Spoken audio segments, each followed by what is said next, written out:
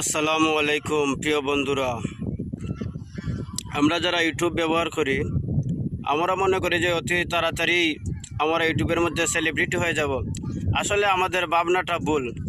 অতি তাড়াতাড়ি কেউ সেলিব্রিটি হতে পারে না। সেলিব্রিটি হতে হলে ধৈর্য ধরতে হয়। আর ইউটিউবে সেলিব্রিটি হওয়া এটাও একটা ধৈর্যের পরীক্ষা। আপনি ধৈর্য ধরে ইউটিউবে টিকে থাকুন, অবশ্যই একদিন আপনি সেলিব্রিটি হয়ে যাবেন। আপনিও একদিন ভাইরাল হবেন, আপনার ভিডিও ভাইরাল হবে।